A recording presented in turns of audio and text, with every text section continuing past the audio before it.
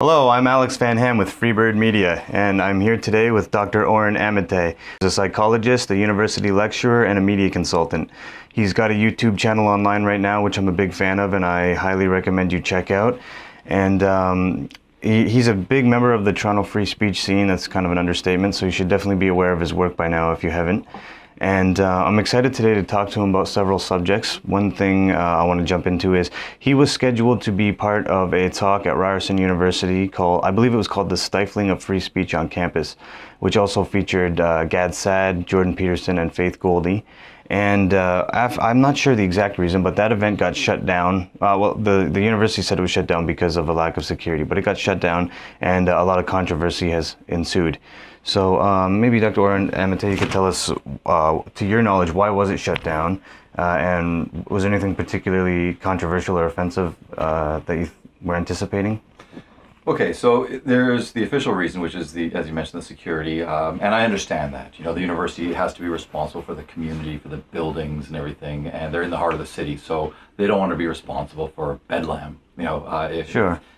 But the thing is, they were saying it's because of the events, the recent events, like in Charlottesville, the tragedy that happened there the week before. Right. But that happened over the weekend. The event got shut down on Wednesday. So between the weekend and Wednesday, this young woman called Christine Elizabeth or Christine Thornton gathered up a bunch of people. They flooded Ryerson with phone calls, and they basically told them, you better shut it down, otherwise we're going to show up en masse. So the timing is pretty suspicious. A few hours later, I got the call. Serena Singh, the person who's organizing it, got the call, and we're told, sorry, we can't do this. And people are saying, well, they don't have to do it. You haven't had your free speech taken away. It's their choice whether they want to host you or not. The reality is I was a co-sponsor, and they already spoke with me. They spoke with Serena. They did their security check months ago. It had the go-ahead. So it got shut down after Christina and her gang forced, put a lot of pressure on them. Right. That's what the timing seems like. These are leftist type of individuals, right? This is like a political thing, right? It's very political, and they labeled us as fascists, and the fact that they had this, this cross-out sign of it with a Nazi symbol, they're being very clear about, what they thought we were. You are Jewish, correct? Jewish background, yes. My grandmother survived Auschwitz. Most of my family got wiped out during World War II. So yeah, I believe Gad Saad also has a similar background. Exactly. So at least two of the four panelists have the Jewish background, right? And yet they're still labeling as a fascist event. Exactly. Pretty ironic, pretty frustrating also, I think. Did you hear about the comedy show that was set up to? Yeah, I was going to attend. Yeah, I've been tweeting about it. I tweeted my support to the host and the comedian himself, Danny. and the venue, Danny, and I heard that they're going to have a new event. Right after anonymous protesters decided to destroy the locks at Comedy Bar. That the event got shut down, but there is another one planned that hopefully will be much bigger. So coming back to this event at Ryerson, it was called The Stifling of Free Speech on Campus. Yeah, our university campuses, yeah. And the irony of it is most of the intellectuals who are at the forefront of this, like yourself and Peterson, are very clearly not Nazis or fascists or anything. So the question remains, what about free speech are these people so concerned about, and why do they want to shut it down so bad? So right. Do you have any particularly controversial viewpoints, or what is the real issue here? What are they getting at? I've got lots of controversial viewpoints, but they're not controversial. Okay, and that's the same as saying I've got very many offensive viewpoints. They're not offensive. I understand. So these are not mutually exclusive terms I just said. So just because you are offended by something I say doesn't make it offensive by nature. Okay, and these people don't understand that. Okay. So yeah, so what is the controversy? I can't speak for Doctors Peterson or Saad, right? Because they're going to say what they're going to say. But on my front, and I got lumped in with them, okay, and I'm big fans of them, as anyone knows. I respect the work that they do, and they're driven by science, they're driven by facts, and that's what these people don't like. They find science, facts, evidence to be offensive, and the reality is, if you can do something with proper motives, if you're not somebody who's using academia as a kind of as a mask for truly racist or sexist or transphobic or whatever type of ideologies, if that's not what's going on, if you're simply saying, I am an objective, disinterested researcher, here is the evidence, I've done the research properly, I've followed ethical protocols and everything like that, and here's the results. You might not like them, but this is what these stats, say. That's not offensive. You might take offense with what's being said, but that's what so many people are trying to do. They're just simply saying, look, we've spoken to or interviewed or gathered data on thousands and thousands of people, whatever the study might be, and these are the results. That's it. And again, as long as we can show you that, or show that you're doing proper research, you're not pushing it one direction or another, then what's wrong with presenting the results? I understand that people might take offense to it, but we need to understand these things because that's how we grow as a society, understanding. I agree completely. What I notice is what I think there's a game being played by a lot of in politics, with probably on both sides, but very clearly on the left right now, where they'll say we agree it's about science. They'll just rationalize what they think science is to fit their ideology. That's what for example, I was walking down Bloor Street today and I saw a bookstore and there's a book in the window and it's about I forget the title, but the subtitle was about how male and female brains are basically exactly the same, and it's the new cutting neuroscience. So they present it as if yourself or Peterson, you're just outdated and you haven't seen the latest data and stuff. And so what I want to do as a journalist is start to clarify or try to get more detailed on some of this specific issues, because I'm not an expert but it's all very clearly relevant to today's political scene. So, the transgender issue, it's not really what the Jordan Peterson thing was about, but it is on it was the straw that broke the camel's back. So as a psychologist, I'd like to ask you if you could possibly help me understand the one issue a little bit better. I know that a lot of transgender people, the term that used to be applied to them was gender dysphoria. This person has gender dysphoria. Is that still a current term? It is, and in fact, just up until 2013, the term was gender identity disorder, right? Now it's gender dysphoria. It's in the Diagnostic and Statistical Manual of Mental Disorders, the 5th edition. The gender identity disorder was in the DSM-4 and before that. So it's a mental health condition.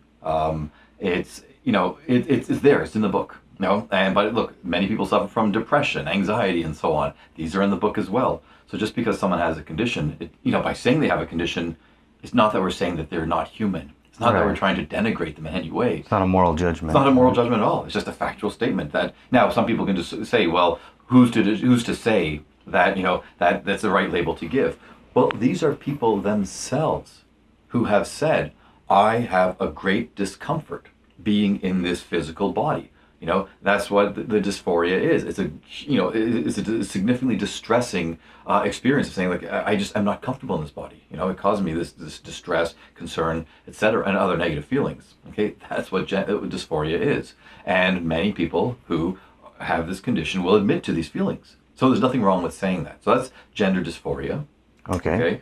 But it's like saying, for example, that somebody who has schizophrenia, or this is closer to home, bipolar disorder. My father has bipolar disorder, okay? Undiagnosed for many years. He's an artist. No one knew he had what used to be called manic depression. Nobody knew that because he's an artist. He's a literal crazy artist. He's expected to do the crazy things that he would do. No one knew that, it's a mental health condition going on, okay? So the reason I bring this up is far too many people say, I love having bipolar disorder, okay, or schizophrenia, or some, Asperger's, because they try to rationalize it and say it's a blessing. Well, most people who have these conditions don't say it's a blessing. They say it's a curse or something along those lines. But I need to learn to adapt it, learn to work around, with this issue, okay? So again, talking about someone's gender dysphoria, all we're saying is this is a situation that they find themselves in. It's a condition they have. Let's find the best way to help them, okay? And that's it. But unfortunately, ideologies have taken over. So here's the thing. So if a child at 3 years old, and this is not me making this up here. I'm on a forum with a lot of people who are doing research and who work with trans people. I have several patients who are who are trans. They have gender dysphoria, and so but my numbers are small. So these people who have much larger numbers. Okay. So here's what happens. A child is 3 years old. Let's say it's a boy, a physical boy. Suddenly says, I'm a girl today. Normally you say, okay, you don't want, the terrible parents would make the child feel terrible, saying that. They would disown him. They would, say, you're not going to play with dolls or anything. That's the bad parenting. Right?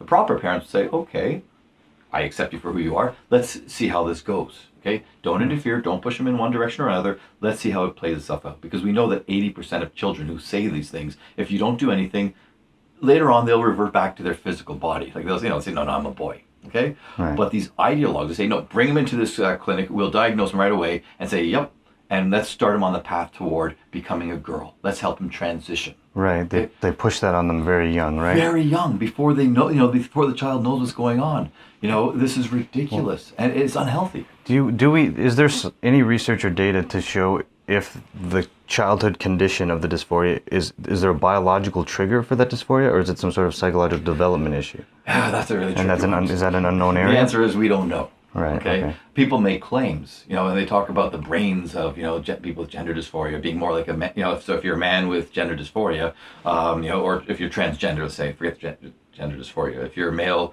who's transgender, believing that you're a woman, they say their brain is more like a woman's brain than a man's brain, so it proves it's neurological. Right. I've heard that. Right. But again, this is preliminary research, small sample sizes usually, and again, the answer is we really don't know. We're trying to know more. Okay, and ideologues on either side or any side of this issue are just coming running in and trying to ram their their agendas and ideology down everyone's throats, and it's not healthy. We need to step back and find out what is the best thing to do for any given individual. That's the approach. Agreed. Let me play devil's advocate for a minute, though. I recently saw an interview on Joe Rogan's podcast, and I can't remember the academic that he was interviewing, but it was a left-wing academic from the States. And they got in a very heated argument about the concept of being crazy or having a mental disorder. And the academic that he was talking to was saying his view was that there's really no such thing as crazy, that's sort of a cultural construct. And a lot of people that have like gender dysphoria or a condition might take offense because, let's say I was sitting here and I had gender dysphoria. You telling me that I'm crazy or that I have a disorder, I might take offense to that and say, well, like you're really imposing your sort of cultural, structural thing onto me. And like it. So how would we get to the bottom of, like, is gender is it a spectrum here, or is this some sort of, are we in a postmodern world where we can just do away with this sort of thinking, or what? It's very confusing. It's extremely confusing, and I get worried when anyone says, this is how it is. And unfortunately, many of my colleagues say, this is how it is, all right? Mm-hmm. They conflate their personal beliefs with fact. And I'm very clear in my classes. I say, here's what this research says, here's what my clinical experience says, here's what other clinicians have found, and here's my belief. I'm always differentiating them, okay? So if you came to me and said, let's say if you came to me saying that you're depressed, you have gender dysphoria, or you're transgender, let's say, okay? Let's say transgender, or bipolar disorder, anything. You know what? I'm not going to label you. I'm not going to say you have a disorder. I'm going to say, tell me about your experience. If it's disrupting your functioning in some way, see, these are the criteria that I use, okay? And we're supposed to use these basically. If whatever situation you're dealing with either causes you significant distress or it significantly impairs your functioning, then you have an issue, okay? So if you came to me and said, I believe I'm a woman, all right, I wouldn't say, you have a mental health issue. I'd say, okay, tell me more about that. Why do you believe this? What can we do to help you, kind of come to terms with whatever's going on, okay? Maybe if you tell me, I feel like I'm a woman and I don't want to feel that way, I would say, okay, well, let's look at, what you can do about that. Okay, I would never impose on you any path. Okay, and the same with depression. If you say you're depressed, okay, I'm going to say, well, tell me about it, and let's find out what's the best for you. That's pretty much how I approach these things, and especially when it comes to gender issues, because again, I can't stress this enough. We don't know enough. Is it a spectrum? I don't believe so. I believe that, and we've been talking about this, and Jordan Peterson says this a lot, there's a huge correlation between one's physical body, their sense of, maleness or femaleness, and, their sexual orientation. These are very strongly correlated. The vast majority of people have, they're kind of locked in sync. Right. But there are some, anomalies, so to speak, statistically speaking, where, again, I do believe that there are people who truly believe that they're born in the wrong body. I'm not going to call it a disorder. I'm just going to say it's a condition they have. Okay?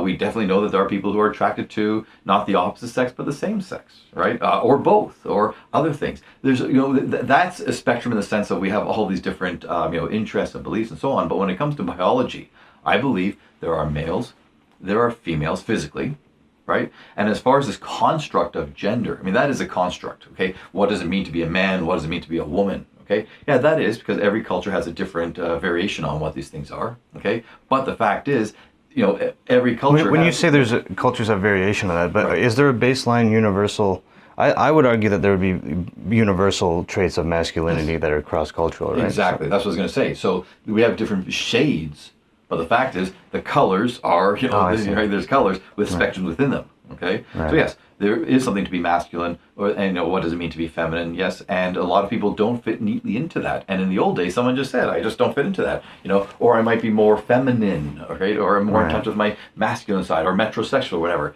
But now it's all lumped under this umbrella term transgender.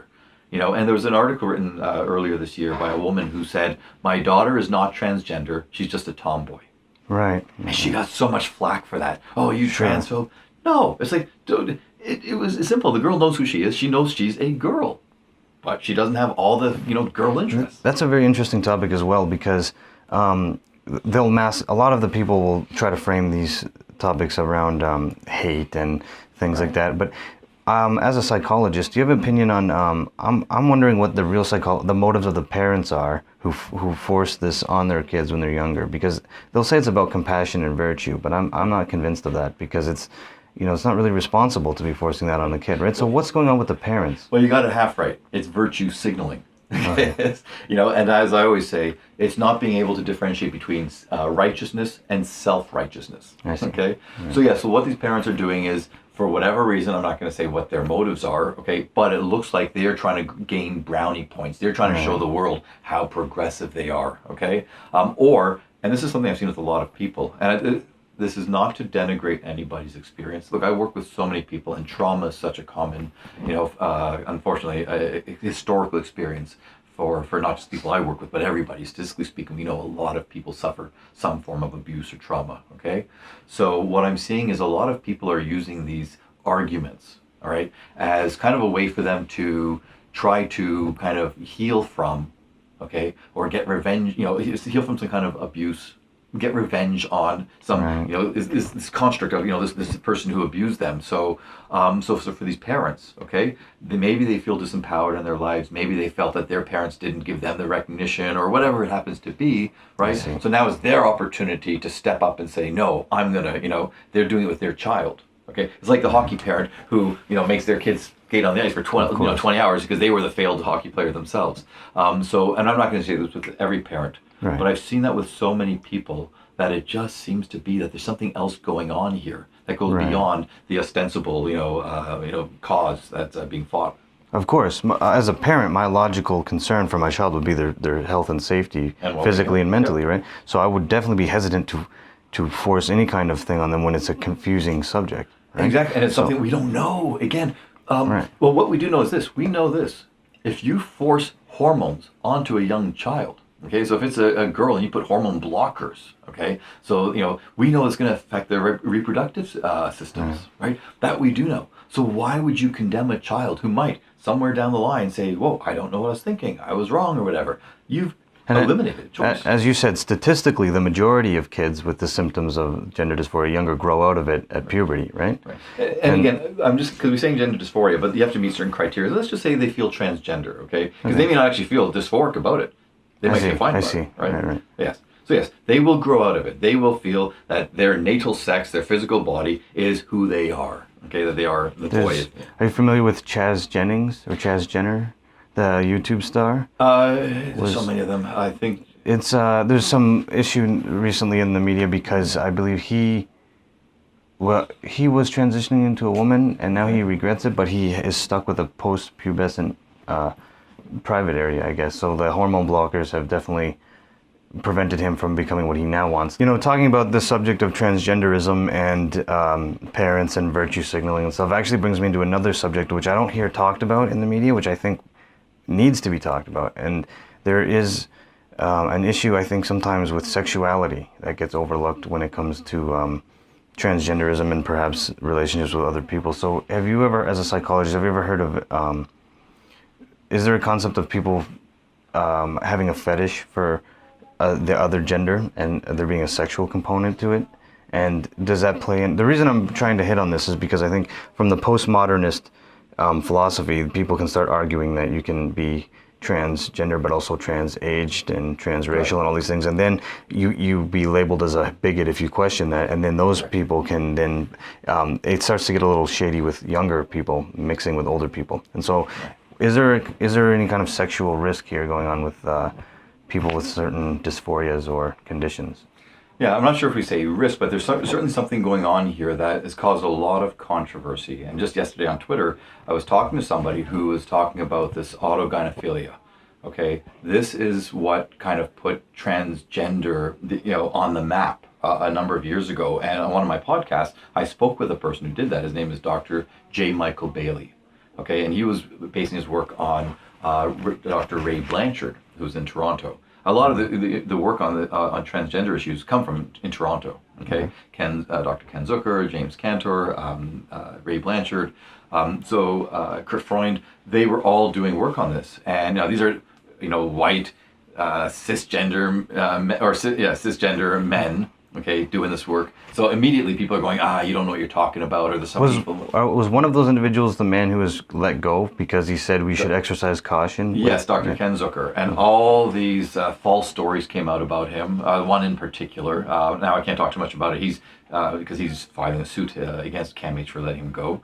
But, a lot of people are saying he's the devil. So many people say he saved our lives or he helped us. Okay, and the same thing's been said about Dr. Bailey and others. So I teach about these people. And I'd never spoken to them directly. So I spoke to Dr. Bailey for hours on my own podcast. And this is where the controversy came. So what he said was, see, I believe there's at least 3 types of reasons why someone's transgender. Okay? He says there's only 2. There's a taxonomy of 2 types called the homosexual transsexual and the autogynephilic transsexual. Okay? And this is talking about from men transitioning to women. The motives for men transitioning to women, there's that taxonomy. Okay, so the one is saying that simply that they are a gay man. If they were from a young age were very effeminate, and they didn't share typical boy interests, right? And as they got older, sexually speaking, they were into men. Okay, and when they transition into a woman, they are interested in men. Okay, so now they look like a heterosexual woman, but in fact they are a gay man who, for whatever reason, Dr. Bailey was saying it kind of makes it easier to kind of get by in life. If you're a man and you want to marry another man, it might be difficult. But if you become a woman and you can pass easily, right, then it makes life much easier in many ways. So he's saying that was the one type. But the second type is the far more controversial one. And this is where it turned the world upside down. And this was in his book called The Man Who Would Be Queen, which when it first came out, the transgender community loved it because they're saying, hey, someone's shining a light on our experience, right? They hadn't read the book, right? And afterwards they felt, it's very insulting. And I wouldn't say, I can see why people would be insulted. Some of his passages were pretty blunt, a bit clumsy, I think. Okay, I don't think he thought necessarily how someone who's transgender might feel reading this. Okay, he was just trying to say, look, from my experience, this is what I saw. In speaking to him, I know he had no ill intent. Okay, he's a real live and let live. He's a libertarian. He really is in that regard. Okay, I can't say about politically, but as far as he just wants people to be happy with who they are. Okay, he doesn't judge. All right, so the book might come off as judgmental, but that's not the point. That's not his purpose. Okay, so the point is this: autogynephilic males. Okay, so basically, if that applied to me, I'm a man. Okay, and I have a fetish about female genitalia. Not simply that I love women's vaginas, but I get turned on thinking about what if I had that female genitalia? What if, okay? And then it's so powerful that drives me to transition and have the surgery. So now I've got this vagina. So he said it's a fetish. And so those are 2 types. And a lot of men who did transition or who haven't transitioned but are thinking about it have said, yes, that describes me. I've always sexualized it. I've thought about having a vagina myself and it really turns me on. And other people say that has nothing to do with my experience. It's simply I was born in the wrong body. How dare you reduce my identity, my being to a fetish? And that caused a lot of controversy. So the fact that it became sexualized, right, that turned a lot of people off. Okay, and it made them very angry. So now whenever someone brings it up, right? And again, I was just talking about this on Twitter just yesterday. They're saying, they're saying that people use this to dismiss them, to call them freaks, to say this and that, to conflate this with cross-dressing. And so, it gets very heated. And so it's very simple just to dismiss it and go, bigot, you're just transphobic, whatever. And it shuts down discussion, right? Where I'd say, look, I've got no judgment on that. If that's what someone's going through, all the power to them, as long as they're not hurting anybody else. Let them find what works for them. Let them find, how can they be happy and fulfilled in life. That's all I care about. okay? But again, people get their back up because they believe that somehow it's being used to denigrate themselves. Okay, and this is an extreme example, but this happens across the board. Whether we're talking about, let's say we say that, hey, certain groups, whether it's racial or, sexual orientation or gender or sex or anything like that, okay, if we say we know there are certain phenomena associated with these groups, okay, I say, let's talk about what these are, because then we can ask the more important question of, why is it? Right. Okay, I don't think there's anything wrong with saying if we know certain groups have these proclivities, all right, again, as soon as you bring it up, I understand that people think, okay, racist, or sexist, or homophobe, or whatever. I get that. And in many cases, I think it's true. I think certain people do want to bring up this information in a way because they're trying to, to crush somebody or to make them look bad or, or to ostracize or marginalize them. That does exist. Anyone who pretends it doesn't is a fool, right? But if someone can truly say, that's not my goal, I just want to understand it better so we can help people understand each other better. That's what I want to see, and that's the goal of science. All right? And that's why I've had these video series where, I'm not sure if you saw I was talking with Dr. James Cantor. He does work with pedophilia. Okay? And when I've been asked to talk about the media, like I always have to start off with, anybody who actually does harm a child, who acts on their urges, you're a monster. Okay? Right. That's just terrible. But if somebody is born with this condition, okay, or something happened in developmentally that caused them now to have this desire for children, right, to have sex with children, and they don't act on it, they're doing everything in their power to resist, why should we condemn them? We should get them help, right? Right? But suddenly the people, now they're calling me, like, oh, yeah, I'm advocating for pedophiles. No, I'm not. I'm advocating for society. That's, we have to understand them. And again, I want to be very clear. If someone has those urges, whether they are a pedophile or born that way, it seems, or whether they're a sex offender, that's for whatever reason, that's what they like to do, right? As soon as you hurt a child that way and you don't get that it's wrong, you're a psychopath. Okay? Right, I can't be any clearer than that. You're a monster, right? But for the people trying to resist it, let's help them. But I'm just throwing this out at you as an example of what about in situations where it might not be clear if it's abuse or not abusive? For example, I'm seeing a lot of media reports where couples are deciding to, parents are deciding to transgender, so the mom becomes the father and the father becomes the mom, and they raise their child gender neutral. I'm concerned that this might not be healthy for the development of the child.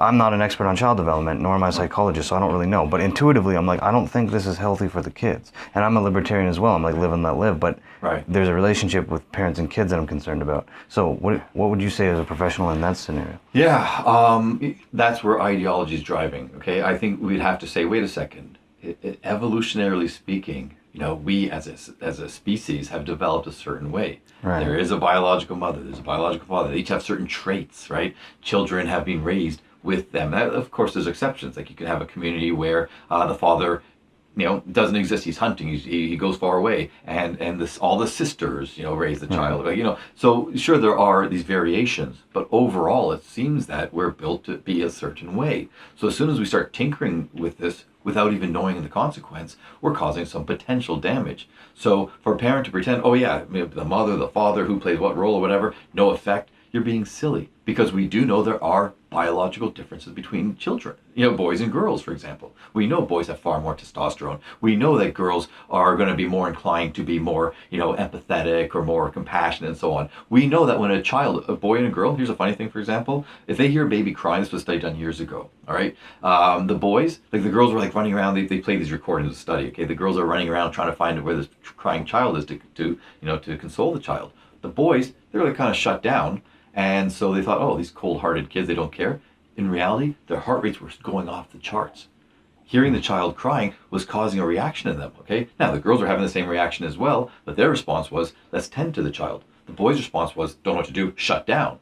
Okay? That's a biological difference. It's not like all these children were socialized to be this way. That's something inherent in us, okay? So there are certain biological mechanisms in us. I mean, we know for a fact, as soon as a baby's born, they're going to respond differently to certain smells. They're going to respond to, if you have a circle with 3 lines, and the lines look like 2 eyes and a mouth, just rudimentary lines, if they're turned in different angles, the child's not looking at it, okay? So there are programs in our brains and our DNA that drive us to be a certain way, right? So if we have them, why wouldn't there be different pathways for boys and girls? Right. Okay? To deny it is silly. It's logical. That's a great segue into probably the biggest point here, which I think is that I think the big issue in our culture right now is that there's a conflict between blank slate theory or socialization theory and everything else, and that's basically pervaded a whole bunch of different areas, include like media, academia. But that's the fundamental problem. The idea that the mind is a blank slate that you can just program, or does it have innate characteristics? That's the fundamental thing. Everything else kind of bubbles up from that, right? So I know from Jordan Peterson, for example, that academia is completely overrun with this idea. And I know from my own experiences in the media that most journalists in their 20s that come out of academia now think that. So it's reflected in the media. So I want to start talking to professionals about institutions specifically. Like, so for example, the OPA, the Ontario Psychological Association. And then, so that's one organization I want to ask you. And also OISE, which is the Ontario Institute for Studies in Education, yes. Which I've heard many anecdotes about these things having issues. So let's start with the OPA, the Ontario Psychological Association. You've had controversy with them before. Is there an ideological problem with them as an organization, would you say? As an organization, not necessarily. The members within the organization, definitely. Okay. And the fact is, it's an organization that is run by members. So if enough of those members with these ideologies are on the board of directors, which they are, then it can cause problems. So overall, I don't want to tarnish the OPA. I think it does incredibly good work for its members. Okay. The president especially is working really hard to help society, to help psychologists, but mostly in society. Okay. But the fact is, there are elements or factions within the OPA that came right out of OISE, that have this mindset, that think they're doing good, and I'm sure they believe that they're helping others, okay? But the reality is, I don't think some of them, I'm going to be careful here with my wording, okay? But based on my interactions with a number of them, and I interacted with a lot of them when I came to Dr. Peterson's defense back in November of last year and onward, okay? Based on the emails I got from them, okay, these are trained psychologists. I want to be very clear on this, okay? I have very high standards for psychologists. Right? We are trained in theory, okay, to be able to look at the evidence, right, to tolerate, okay, the discomfort we might feel in reading something that maybe we don't like. Maybe it doesn't jibe with how we want to see ourselves or the world or whatever else, but we're able to look at it and say, okay, was the study done properly? Proper sampling, et cetera, et cetera. Like, we should be able to do that and say, okay, does this seem valid? Okay, where are the holes? That's what we're trained to do. Telling you right now, I know for a fact there are a number of my colleagues who can't do that. Okay, you say one or two words and they get triggered just like anybody else will. I had exchanges with them that, I swear, if you didn't know that these were two psychologists talking, it was like it was a Twitter battle. Okay, this is very concerning. It is extremely concerning. It is, because these are the people who are supposed to help others. These are the ones that the psychologists. School boards come to. Yeah, school boards, organizations, depending on what the field is, they come to us and say, like, hey, we need to run a program, or we need to help people, or we need to, like, what's the best way to help children, deal with sexual identity, etc. They come to them. And if they're not basing their answers on science, but rather on ideology or false beliefs or hopes or whatever, that's doing a disservice to the public. And there are those people, again, ensconced within OPA, and by and large, statistically speaking, a lot of them come from OISE. Okay, and that's just a fact. I mean, and I know people who teach at OISE. I know people who've gone through OISE, and there are many excellent professors. There are many great students who've come from there, but there is an ideology there that's being promoted. And when I see young, professionals come up, and here's the thing: it's disheartening to me when I get calls back channels saying, "Please knock it off." We're getting members saying they're going to quit. We're getting members who are saying they're getting triggered just by seeing a subject header. Okay. I understand that due to the nature of the mind, it's impossible to be completely objective about anything. But, the idea is to approximate towards as best you can be. And I would think that psychologists would have to be trained to be some of the best at doing that. So why are so many of your peers not able to do that? Are the standards too low for them? Or how did they become psychologists without having this skill? But I don't know if the standards are too low, but it's not tested for. It's just it's presumed that that's going to happen throughout our training, and maybe they're just not dealing with the difficult issues, or they're buying into this mindset that is not helpful. It's basically a victimization mindset. It's believing that so many people are vulnerable, they're fragile. You have to treat them with kid gloves. And look, I'm not one of these Dr. Phil types of just pull yourself up by your bootstraps, son. No, I understand. Okay, this is where we have to be careful. This is where nuance comes in. I understand that many people have certain vulnerabilities, whether it's because of something that they were born with, whether it's because of their personal upbringing, whether it's because of the color of their skin, sexual orientation, whatever. People have these limitations. But the fact is, I also know that many people with the same limitations, given the proper environment, are able to overcome that. And the most important thing that they need to be told is, you can do it. Right? That's a mindset that you need to be able to, and it's not just saying, hey, you can do it just like everybody else. It's saying, I know you have these limitations. Let's help you overcome them. You may have to work harder here. You need a bit of help there. Do that, but then encourage them, empower them, get them to be able to have a belief in themselves, to be able to go out there and do the best for themselves. That's not what's being promoted. What's being promoted is, you poor baby. Again, I'm oversimplifying here, but this is the kind of the sentiment we're seeing. Right. You poor baby. There's a lot of wolves out there. You're just a little sheep. You're a helpless sheep. I've got the staff. I'm going to protect you from all these sheep, okay? And it's not really encouraging people to fight on their own, to gain that sense of self-agency, to be able to feel, I can do it. That's not being promoted. And when I see my colleagues with the same mindset, not only that they're passing this on to their clients, but they themselves feel this way. They themselves feel that they are the sheep. That's wrong. We are not supposed to be the sheep. Not saying we're supposed to be the wolves. We're supposed to be, I don't know, I've lost the metaphor here, okay?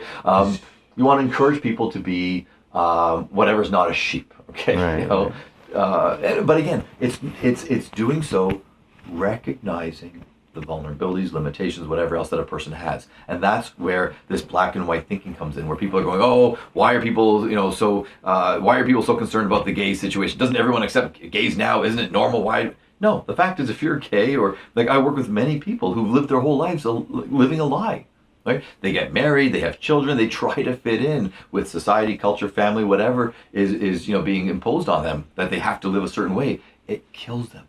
It tears them apart when they're living a lie, when they feel, I'm such a deficient human being, I'm such an immoral monster that I can't even open up to my own family, right? So I am not unsympathetic to these situations. I understand them, I recognize them, but I'm also saying, I'm going to help you try to elevate yourself above that.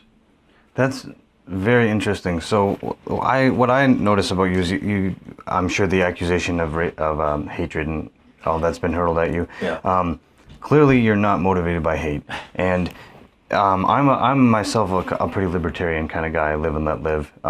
But so when I look at things, society from the top down, I think, what would be the best way for everyone to be free and happy? Because I'm a big defender of Western culture. I like what Western culture is, but I also appreciate that culture can be oppressive, and it can those people that have to live a lie their whole life. That's not great either, right? So now I think the free speech issue is really how this all came together, right? So I'm against compelled speech because at the end of the day, it's my responsibility to gauge who I'm talking to and how I want to engage with them. Because I'm a nice person, usually I would just use somebody's preferred pronoun if they ask me to. Yeah, me too. But sometimes if I see someone and I think that they're perhaps a scam artist or have an ulterior motive, and that I can recognize that, then I don't want to and use that language to play their game or whatever, then I'm not going to. Yeah. So as a psychologist, though, do you think that the speech codes are necessary for the mental health of certain people, and what is the compassionate yet well-informed way to approach people that are begging for preferred pronouns?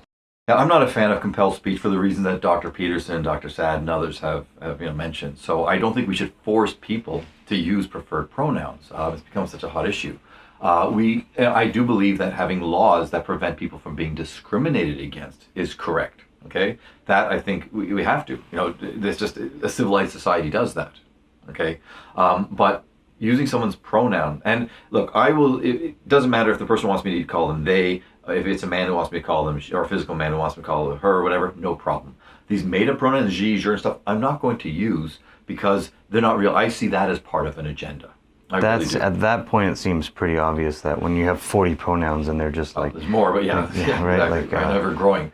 Right, so, and as Dr. Peterson has said, where does it leave us? Where do we end? So I'm not a fan of those made up words, okay? But as far as what's the right thing to do, we already have laws in place, okay? And I think if we have to be specific in saying you can't discriminate against someone who's transgender, and discrimination meaning, about not giving them a job, not renting to them or something like that, Okay, I can understand that.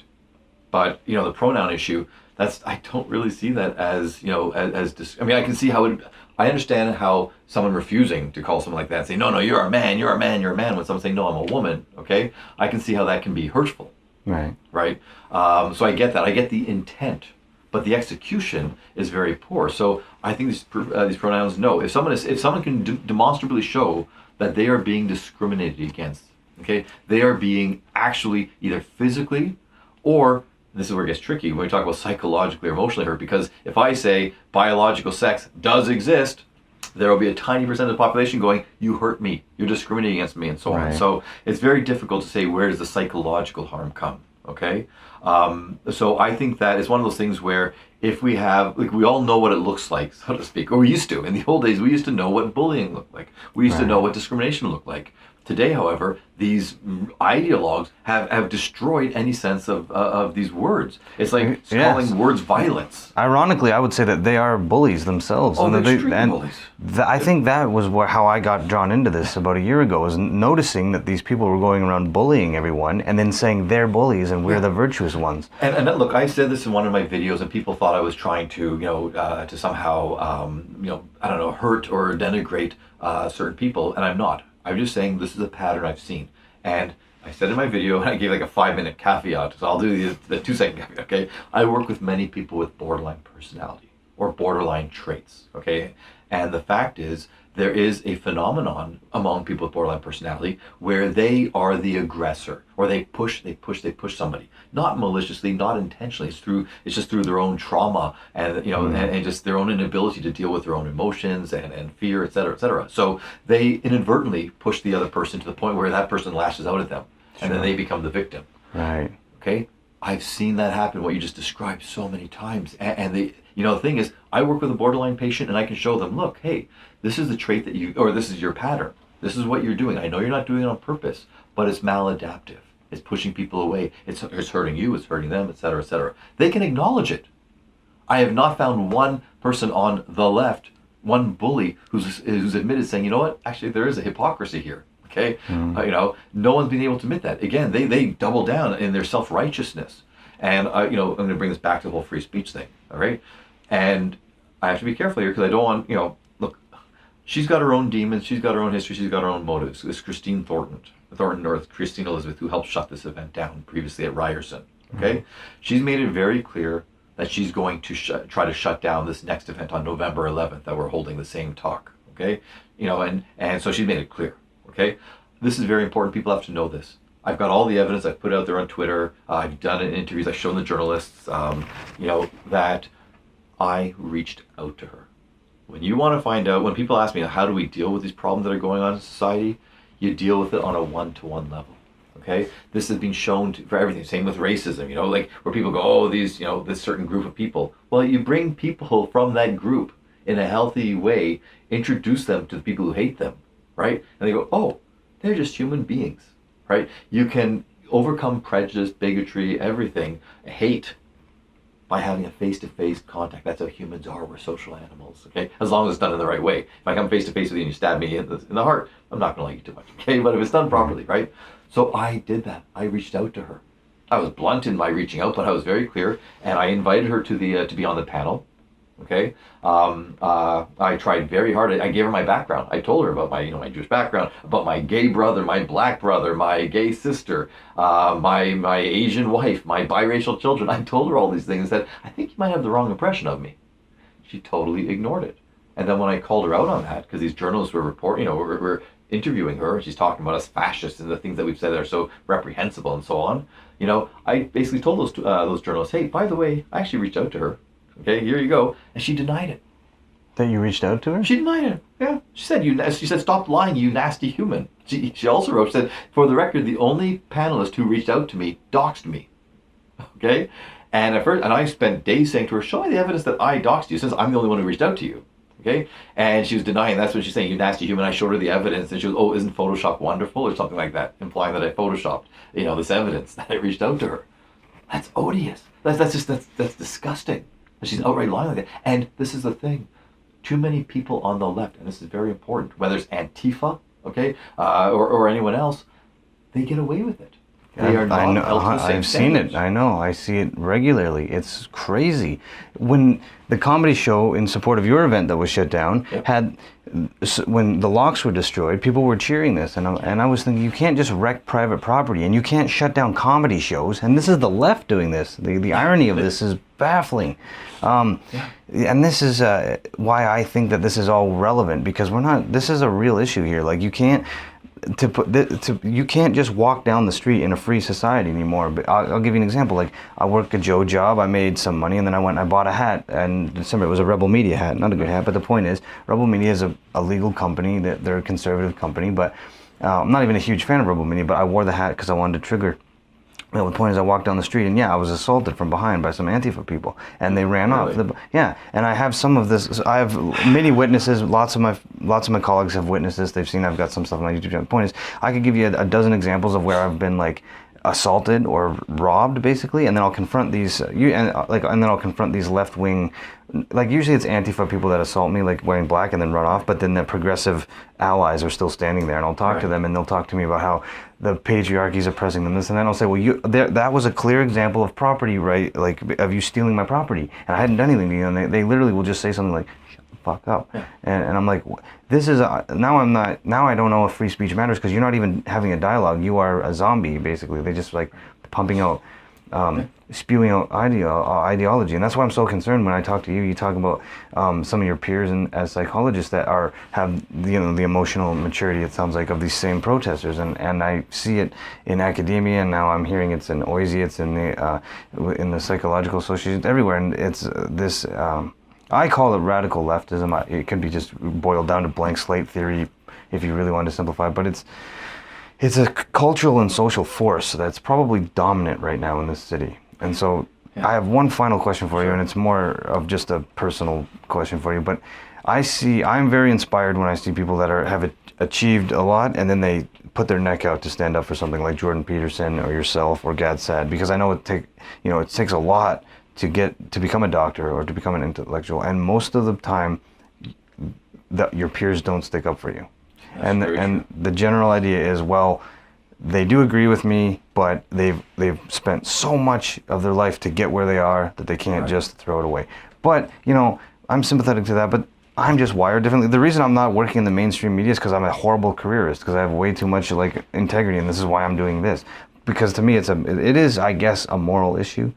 I never really say that out loud, or just call it like a passion for me, but it matters. So what I'm asking you is, like, how much moral obligation do you think your peers have to come out the way that you do, for example? Because I think they do have a moral obligation too. I think you do. Now, you never have an obligation to put yourself at physical risk. Okay, that's something you choose to do. Okay, but if you're a student trying to climb up and you're trying to establish a career, I don't encourage people to put their careers on the line, or the potential careers on the line. I did. Okay, all the way through. I've been well known for having a big voice. It's in my DNA. Okay, but once you've reached that point, right?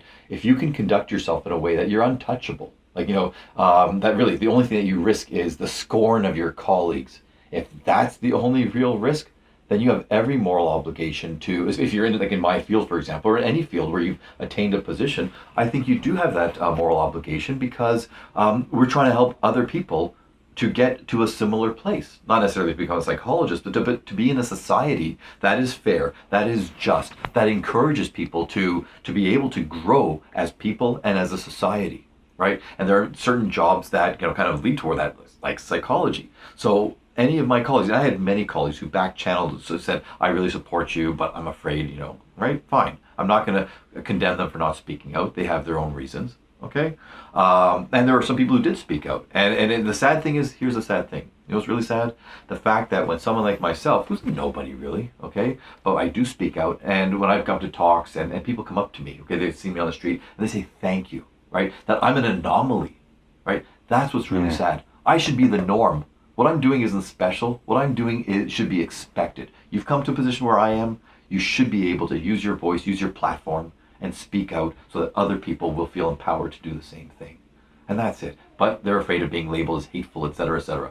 And look, I don't want to sound like a Jordan, Peterson, sycophant, but his latest appearance on Joe Rogan, episode 1006 with Brett Weinstein. Okay? Great episode. Toward the end, like I think it was the last 5 or 6 minutes, he spoke about what he's doing. He spoke about, because everyone says, well, he's with the right wings and everything. Right. No, he's not. But he's reaching out to them to say, look, I know you don't like the left, and there's a good reason not to like the far left or the extreme left, the radical left. I get that, he's saying. But there's alternatives. You don't have to go all the way to the right. Here's the way. Become your own person. Don't fall into identity politics. And this is what all my videos, if you look at them, really are trying to say. It's like, look, we're social animals. We belong to certain groups. Yes, okay, we identify with these groups, but that shouldn't be our identity. We should feel that there's some kind of connection, right? But first and foremost, be your own self. Straighten yourself out. Understand who you are. Check your morals. Check your motives, right? And if you've got that in place, then you can go out and try to help others. All these radical left, so many of them, they've got none of that. They're living in a world of internal chaos or external chaos, right? This is their way of deluding themselves into thinking that they're doing something good. No, they're not. They're doing no good. They really are not. Even though there might be somewhere in their mind some good motives, but in reality they're not doing good. They're doing more harm than good, and they are truly pushing so many people away from them. So many people used to be left, they've abandoned the ship, and I just wish they will stick in the center rather than going, to the right. And I say this, I'm not right, I'm not left. I mean, I'm who I am, and certain ideas on the right make sense to me. Certain ideas on the left, I know Jordan Peterson doesn't like the term compassion. I'm all about compassion, but true healthy compassion, not this paternalistic or maternalistic, oppressive compassion, but more of just saying, hey, you're a human being. I value you as a human being. You got a problem or whatever that's like that. I get it. I understand it. And that's, and let's work around that. That's to me what compassion is, right? They're also patronizing and just, yeah. And they justify violence very quickly, surprisingly quickly. Yes, but and again, they're getting away with it. And it's sad that now finally in the States, right? I think it was Nancy Pelosi, of all people, she finally came out and condemned Antifa. And some people have said this. Most people on the right will condemn the Nazis, will condemn the white supremacists, right? How many people on the left will condemn Antifa? Exactly. Very good point.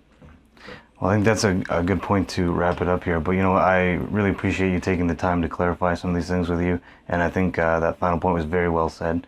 So I can't thank you enough. Well, thank you very much for doing what you're doing as well. I really appreciate, again, you're putting your neck on the line as well, physically as well. And we need more people like you to step up and, you and your organization to step up and say, hey, this is what we're trying to do. Awesome. Well, thank you so much. Okay. Take care. Yeah.